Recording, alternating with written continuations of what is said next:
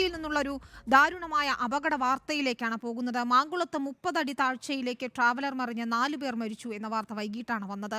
1 വയസ്സുള്ള കുട്ടി ഉൾപ്പെടെ തമിഴ്നാട് സ്വദേശികളാണ് മരിച്ചത്. 10-ലധികം പേർക്ക് പരിക്കേറ്റു.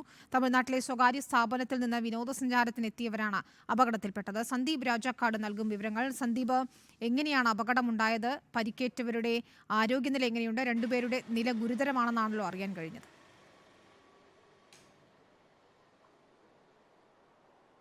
ഇടുക്കി മാങ്കുളത്താണ് ഇത്തരത്തിലൊരു വാഹന അപകടം ഉണ്ടായത്. ഇന്ന് വൈകുന്നേരത്തോടു കൂടിയായിരുന്നു അപകടം നടന്നത്. മാങ്കുളത്ത് വിനോദസഞ്ചാരത്തിന് തമിഴ്നാട്ടിൽ നിന്നും സ്വകാര്യ പ്രഷർ കുക്കർ കമ്പനിയിലെ ജീവനക്കാരും കുടുംബാംഗങ്ങളുമായിട്ടായിരുന്നു വിനോദസഞ്ചാരത്തിനായിട്ട് മാങ്കുളത്തേക്ക് എത്തിയത്. മാങ്കുളത്തേക്ക് പോകുന്ന വഴിയാണ് ഗ്രോട്ടോപ്പടിക്ക് സമീപം വാഹനം നിയന്ത്രണം വിട്ട് കൊക്കയിലേക്ക് പതിക്കുന്ന സ്ഥിതി ഉണ്ടായത്. നിരവധി അപകടങ്ങൾ നടന്നിട്ടുള്ള ഇവിടെ വെച്ച് ഇവരുടെ വാഹനത്തിന്റെ നിയന്ത്രണം നഷ്ടപ്പെട്ട് താഴേക്ക് പതിക്കുകയായിരുന്നു. നാട്ടുകാർ ഈ സമയം ഓടിയെത്തി വിവിധ വാഹനങ്ങളിലായിട്ടാണ് ഇവരെ അടിമാലി താലൂക്ക് ആശുപത്രിയിലേക്ക് എത്തിച്ചത്. എന്നാൽ നില അതീവ ഗുരുതരമായി തുടരുന്ന ഒരു സ്ഥിതി ഇപ്പോൾ ഇല്ല എന്നും ആശുപത്രി അധികൃതർ വ്യക്തമാക്കുന്നുണ്ട്. ആളുകൾ വ്യക്തമാക്കുന്നത് ഈ മേഖലയിൽ നിരവധിയായിട്ടുള്ള അപകടങ്ങൾ ഉണ്ടാകുന്ന ഒരു പ്രദേശമാണ്.